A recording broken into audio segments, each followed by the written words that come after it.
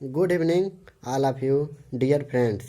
मैं आप लोगों को आज सर्कुलेटरी सिस्टम के बारे में बताने जा रहा हूँ। सर्कुलेटरी सिस्टम जो होता है इसका मेन दो पार्ट होता है।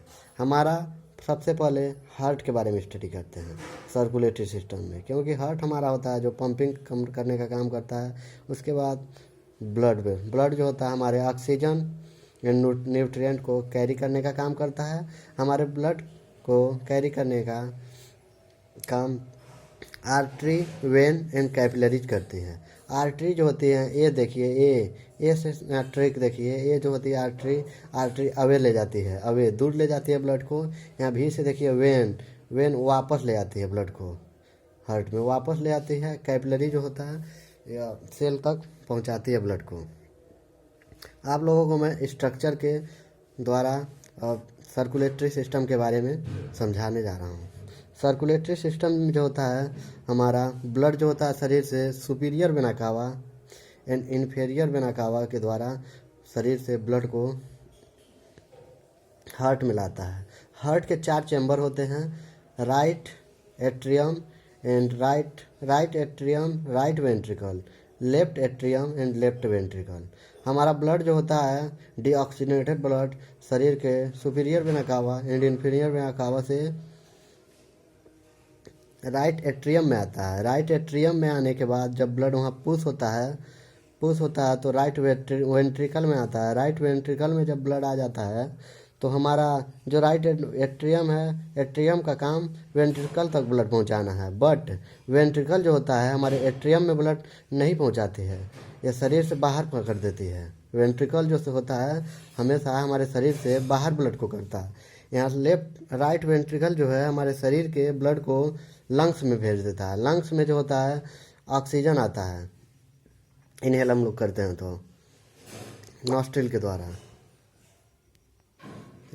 द्वारा लंग्स में प्यूरिफिकेशन होने के बाद ब्लड जो होता है हमारे लेफ्ट एट्रियम में आता है। लेफ्ट एट्रियम में जब पुश होता है ब्लड तो लेफ्ट वेंट्रिकल में आता है। लेफ्ट वेंट्रिकल से ब्लड जो होता है हमारा यहाँ से होते हुए अरोटा में जाता है। अरोटा जो होता है हमारे शरीर की सबसे बड़ी आर्टरी होती है।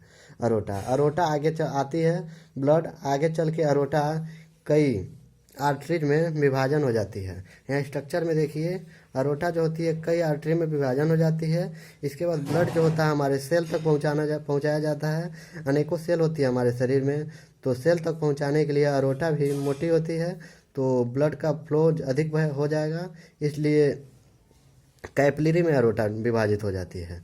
छोटी छोटी कैपिलरी धमनियों में, सिराओं में विभाजित हो जाती है।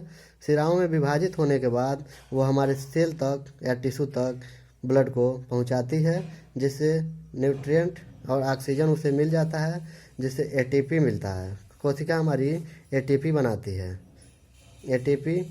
है।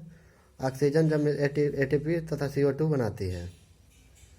एटीपी तथा CO2 बनाती है। ऑक्सीजन जब मिलता है, ऑक्सीजन जब हमारे शरीर को मिल जाता है तो वेंस जो होती है, वेंस से ब्लड डीऑक्सीजनेटेड ब्लड जो होती है सेल से, वेन लेकर हमारे अनेकों वेंस यहाँ पे आ जाती हैं। अनेकों वेंस ब्लड को लेकर बड़ी वेना कावा से मिल जाती है।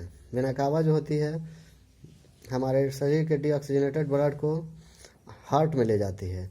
यही क्रिया हम ऑलवेज हमारे शरीर में चलती रहती है। इसी को हम सर्कुलेटरी सिस्टम कहते हैं। ये प्रोसेस लाइफ लॉन्ग हमारे शरीर में चलती रहती है। इसी से हमारे सेल तक ऊर्जा एवं ऑक्सीजन पहुंचता है। धन्यवाद।